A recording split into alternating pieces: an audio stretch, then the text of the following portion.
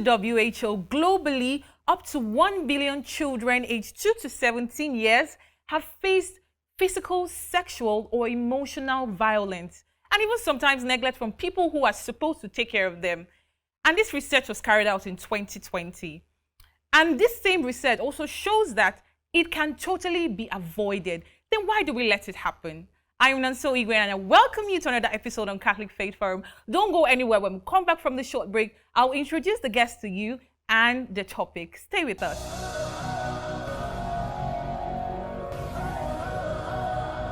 Welcome back. This is Catholic Faith Forum and I'm Nonso Igwe. Today we shall be discussing child abuse. And I have here with me a barrister Priscilla Ozioko. You're welcome. Thank you. She's a seasoned advocate for the rights of women and children. And she also has an NGO, she runs an NGO called MENA Foundation for Women and Children. They basically fight for the rights of children and women in Nigeria. You're welcome, ma'am. Thank you. So tell us a little about MENA Foundation. Okay, MENA Foundation is an NGO formed in Nigeria to protect the rights, interest, and general well-being of women and children. MENA carries through its team. We have a team of professionals that work with us. We have counselors, family counselors. We have medical doctors. We have lawyers and other experts in the field that work with us to see that we speak on behalf of this vulnerable class. You know, children and women, they are being identified as the vulnerable. So we go about creating awareness on their rights. Some of them, they don't even know their rights. Yes. We talk to them about their right to be free from violence. Child abuse, as we are hearing it everywhere. It's happening everywhere. In fact, last month, we organized a program at St. Robert's Catholic Church, Yaba there, where we educated them on the danger of child abuse and the role of protectors. Okay, yes, nice. So you have, I mean, from what you said now, you have experience with dealing with children and women. So I want you to tell me your own words. What does abuse mean to you, especially child abuse? Okay. Child abuse, simply put, is any act or omission which harms a child. It could be emotionally, that's when you talk about psychologically. Yes. Physically, sexually, and otherwise. It includes neglect and mistreatment. Okay, in this part of our world, we know that a lot of parents and even guardians just overlook their children and even don't know when they're actually abusing them. So what are some types of child abuse that you know? I know you mentioned psychological, I mean emotional. So what are other ones that are... Okay, yes, it depends on the way you want to classify it. We have a domestic abuse. That's when it happens within the home. Generally, the forms, you can say, we have physical abuse, child labor, hawking, whereby you inflict injury on the child, maybe by hitting the child, pouring harmful substances on the child. They are all physical abuse. Now you have sexual abuse, which is an area I'm really interested in because it's a monster. Yes, it's killing people. It's not, when we talk about sexual abuse, people look at it, any kind of activity you engage with a child is called child abuse. Sexual activity. Okay, yes. No, you were saying, sorry, continue. No. So I was just, when you were talking now, I know that in this time and age, a lot of people just say, oh, I didn't know that I was doing this to this child, or I didn't know that this was a child. So do you think that people can actually abuse a child unknowingly? Or, because I know my intro, I said that it can be avoided. Then why do people then say that they do it unknowingly? So do you think you can abuse a child unknowingly? Okay, yes. And it depends on the type of abuse. Okay. For instance, as a mother, if you are talking about physical abuse, as a mother, you know, there is this problem in our society about discipline and abuse. For instance, your child does something. I have a client who is at Kirikiri. She sent the child to go and buy something, and the child used the money to buy Indomie. The woman, being frustrated because she's the one taking care of the whole family, hit this child, beat this child, locked the child inside, all in the name of discipline, yes, and left, only for a neighbor to get the police involved. They started looking for this woman. They took the child to the hospital. Days later, the child died because he poured hot water on the child. The woman is answering murder case in the court. So you can actually do it because I want to discipline my child, I want to correct my child. But if you want to talk about sexual abuse, you cannot say that I engage in sexual activities with a child without knowing about it. And even the law says it's not an excuse. Once you have any activity with a child, somebody below 17 years, you are liable. Yeah, talking about disciplining, I know that the Bible tells us spare the rod rather and spoil the child. And then people say, oh, in this part of the country, they just want to give you backhand or give you one kind of beating. So what's the difference between disciplining a child and actually abusing the child physically? Now, what is the purpose of discipline? To correct the child. To correct the child and bring about the best in the child. In the child, yeah. But we have to be careful. The thin line between discipline and abuse is very small. So we have to be careful. Does it induce fear in the child? First question. Does it harm the child? Second question. What is the purpose? Is it that as a mother, I am annoyed over my child and I want to express my anger? Okay. Or is it that I want my child to understand that what he or she has done is not good? So it has to do with the degree. Okay, so when you talk about degrees, does it mean that, some people say, oh, you want to discipline a child, but I know that there are some children that are very annoying. So in those cases, what should you do as a parent to discipline those children? Do you talk to them and just leave them, or do you actually beat them sometimes? Well, in this part of our country, in Nigeria, what is obtainable here is not what is obtainable in other countries. There is this social acceptance of some degree of beating, measures you can take to control a child. But what the Nigerian law is saying is, one, corporal punishment. Depends on the punishment you are given. Corporal punishment is prohibited under the law.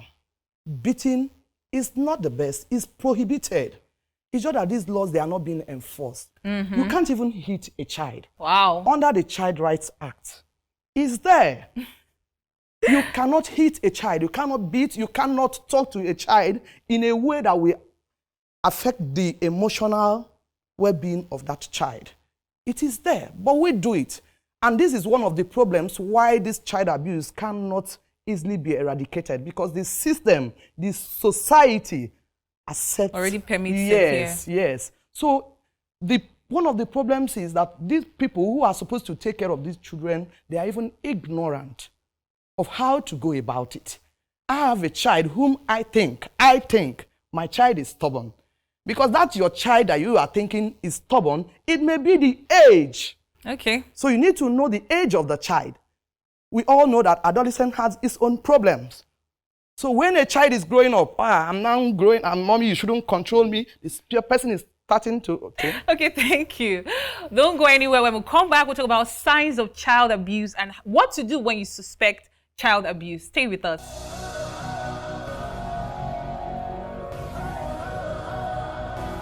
Still Catholic Faith Forum, and we're talking about child abuse.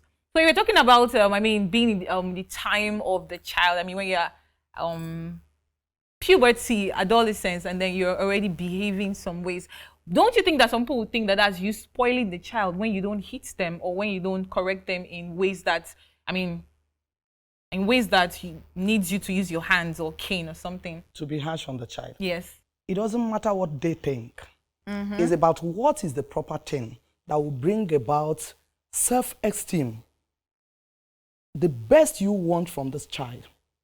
Instead of hitting, it is better to call the child and talk to the child in a way that will not have negative impact.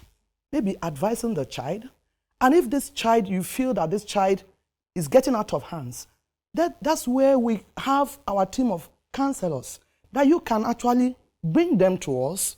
We assign it. we have people that manage behaviors because you may not be expert in that field. That's nice. So let's talk about signs of child abuse. Do you think that children exhibit signs when they're being abused? They are there. Okay, the signs are there if we pay attention. But the problem is that we are so busy. We don't have their time. Signs, if your child starts, if you notice that withdrawal syndromes from your child, a child that is always playing with each other, when you just start noticing the child not being comfortable around others, when the child starts being this kind of fear is being coming. Afraid, yeah. Yes, behavior, the child just change, the behavior change. That's the sign. You have to watch out. And you have to be close to them so that you can find out these signs from them. Signs of depression. A child who is being abused will always be depressed. If it's physical abuse, you start seeing bruises and all that, injury on the body. But if it's emotional or sexual, you may not see those things. Okay. Because that secrecy is there. I don't want to open up. And that's keeping the person is always afraid. And it will be showing on the behavior. Okay, now let's talk about sexual abuse and the signs. Because I know that a lot of parents, when I was in school, I heard of a story of a girl who was molested by her father while the mother traveled. And then how they knew that this child was being molested was she started peeing on herself. I mean, a child of almost 8 years old, 7 years old. She's peeing on herself. She can't tell the teacher. The moment she speaks up to say, oh, I want to use the restroom, she's already peeing. And then they noticed that this was odd for her to start doing this all of a sudden. And when they traced back, they found out, oh, it was the dad doing this. So what other signs are there for people who have been abused as children? I mean, for children, how will you know that, oh, this child is currently going through an abuse sexually? That's just what I've said. You watch the behavior. It could be the person will just want to withdraw. I don't want to talk when others are talking. If he's in school, the school academic performances start dropping. The person is quiet. That fear, you will suspect that and you will come close to find out what the problem is. Okay, now for parents, what measures can they take to make sure that children do not fall prey of this? When we are talking about the role of protectors, we are not talking about parents only. Okay. Even a child can protect another child. The roles we can take, one, you need to equip them. You need to equip them with the knowledge and information about themselves. Tell them the names of the private parts. Most of them don't know it. We use coded words for it. They should know their parts. They should know that my yes is my yes, my no is no. I need permission. You need permission before you can touch me. It is not allowed, and the child should come out to say that. A parent needs sex education, very, very important, and it has to be a continuous thing. It's not just one-time thing. No, you continue to talk to the child about what to do, where to stay, time to leave if you feel uncomfortable. Boundaries. Okay. For children, we use the traffic light. They all know about it. But I don't know about it. Red means areas nobody should touch. Okay. Like my breast, like my vagina. Yes. Nobody should touch that place. No go area. Okay? And you teach them key notes to use to escape. For instance, if somebody is in my house and is abusing me, you just say, hey, 1, 2. Your mother will rush out because they may not give you opportunity to talk. Nice. So what about so what are some effects of abuse on the children? On children rather. Okay, I've just said some of them. Some effects. Someone, like I've said, it may lead to depression. Some of them will commit suicide. But children. I had a friend. Okay. I had a friend that just because in school somebody accused him of touching a child in the same school. The father got to know about it, a manservant for that matter. The father got to know it and was disappointed, told the child that if I come back from court and this thing I'm hearing is true, I will deal with you. The father left. Before the father came back, he got a call that the child has taken a sniper and died. The little child? Yes. Took sniper because he couldn't withstand meeting the father with the harsh tone. That's abuse. The way the father spoke induced fear on the child, and the child died. It could be bruises in the body. It could be mental effect. That self-esteem will no longer be there. Emotionally, they are shattered. They are living, but they are gone. And to worst cases, we see death. We also see, depending on the type, sexual abuses, you can see maybe infection and all that. Yeah. Yes. And even pregnancy in some children. So do you think that it can be prevented? Because, I mean, the research shows that I've just told you that it can. But it has to be a collaborative effort of the government, the parents, educating them, teaching them. If I already know the modus operandi of these monsters, the way they operate, definitely I will avoid them. Okay? If I know, I will avoid them. Poverty is another dangerous thing. Because you can't be talking about hawking, child abuse, do not hawk, do not labor, while we are in a system that the whole economy is shattered. As we are on holidays, people are going out to hawk for money, seek money, where they will use to maybe when they are returning to school and all that. Yeah. So the parent has to educate them. The society has to, we all have to rise up to defend these children. Thank you so much. When we come back from the short break, we're going to talk about how important education is in curbing child abuse. Stay with us.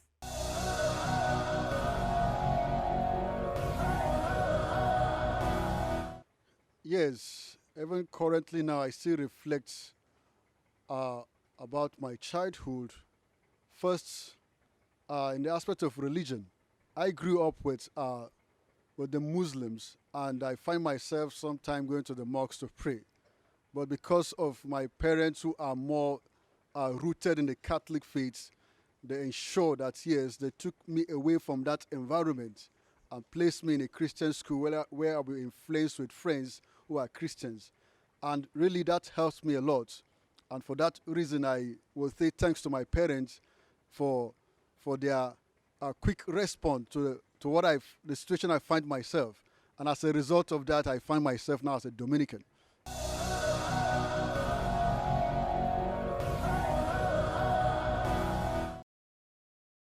Welcome back. This is still Catholic Faith Forum, and we're discussing child abuse. So how important is education? And I'm not just talking about sexual education here for children, so I'm talking about even the protectors, the children themselves, and even guardians and parents. How important do you think education is to help curb child abuse generally?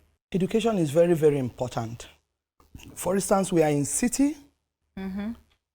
Every child, almost every child or parent, they have heard about sex education and other forms of protecting a child. But when you go to the remote areas, they don't even know about what you are talking about. No, they don't. They don't even know about the law. They don't even know that this is my right. They don't even know that I can speak up, I can defend myself, I can go to court, I can do other things. But when you are educated, they will naturally flow. So it is, we are looking at it that if every child is given basic education, if every parent or caregiver, if we are educated, we know about this right and all that, it will help us to cope with this danger. So what's the place of MENA Foundation in all of this? I know you talked about going around parishes, and I know not only parishes, not only for Catholics. The aim, yes, okay. The aim is to reach everybody and tell them that, oh, we need to protect the interests and rights of children and women. So what are you doing? What's the next step for MENA Foundation now? Okay, like I said, we are embarking on 3 things. This enlightenment program, 3 things. 1, to see preventive measures, which is enlightenment program. Number 2, restoration or rehabilitation. When it has happened, the survivor will be going through a lot. So we look at a way to rehabilitate them, bring them back into the society. And another one, MENA, not only on sexual abuse, MENA is also taking up widowhood issues. Okay. How we can help widows, how we can help the less privileged, the children and women through empowerment programs and other things. And we are looking at that with the help of the donors and our professionals. We'll get there one day. Yes. So lastly, how do you think you can help children who have gone through abuse in one way or the other? That's what I've said. We can help them by bringing them to our counselors. Okay. To talk to them. So it's just by talking. I know that. What if the person that has done this to them is a member of their family? Oh, you need to move them out of the environment. You need to move them. We work in collaboration with some state organizations, NGOs, that have outfits where these children can be kept for some time. They also embark on trainings. Maybe they will, if the child wants to further education, find there are donors that will take up education and bring them, yes. Thank you so much. I mean, it was a beautiful episode and I really enjoyed it. Thank you so much for being here. Thank you too. I'm sure my viewer will be so excited and happy that you came on today to actually talk about child abuse. It was a wholesome episode. Thank you. Thank you so much. I'm so glad to be here. You're welcome. So we are not going anywhere until we meet with Collins on Know Your Faith. Stay with us.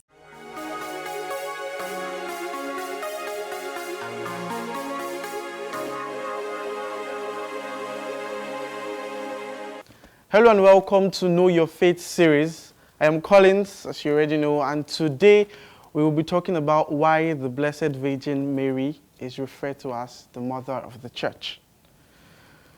First of all, we know that this stems from one of the teachings of the Church. In our catechism, we've learned about the 4 dogmas of our Blessed Virgin Mary, and one of them is Theotokos, which refers to her as the Mother of God. Now, on today's episode, we'll try to understand, and I'll be giving you 5 points why Mary is referred to as the Mother of the Church. So first, she's referred so obviously because of the fact that she is the mother of Jesus, who is the head of the body, which is the church. So by that fact, she should be referred to as the Mother of the Church. And also we see in Luke 19:27, when Jesus was on the cross, he says to his apostles, to John, John, this is your mother now. He hands over his mother to the apostles. So that is and the apostles were the first leaders of the church. So that is another reason why we refer to her as the Mother of the Church. And thirdly, in Acts of the Apostles, chapter 1, verse 14, we see that Mary is there with the apostles on the Pentecost day, which is the birth of the church. Even after her assumption, we know that Mary still continues to intercede for the church through the rosaries and other prayers dedicated to her. I don't know about you, but I know I have personal experiences from the graces that I have received from praying the rosary and other specific prayers through Mary to God. So definitely, we can still see more reasons why she is the Mother of the Church. And finally, we see in the Catechism of the Catholic Church explains to us that the faithful see in Mary an image and an anticipation of the resurrection that awaits us, and we invoke her as the advocate, helper, benefactress, and mediatrix. In almost all our prayers to the Blessed Mother, we pray through her as a mediatrix, as a helper, as an advocate, to continue to intercede for us and the church. And every day we continue to see these prayers working and manifesting in our lives. So definitely it's a no-brainer. So with all these reasons that I've pointed out to you, first is that she's the mother of Christ, who is the head of the body, which is the church. Second is that we see in Luke, where Christ hands over the mother to the apostle. Thirdly, she was there at the beginning of the church. And the fourth, we know that even after her assumption, she continues to intercede for the church. And finally, we know that we continue to pray through her as a helper, an advocate, a mediatrix, I think everything. So there is no reason why we shouldn't refer to her as the Mother of the Church. So that's it for today, guys. Thank you so much for joining us. You can feel free to add comments, share more reasons why we refer to her as the Mother of the Church. Please like and subscribe to our channel at Dominican Media Presents. And until I come your way next time, be bold and be Catholic.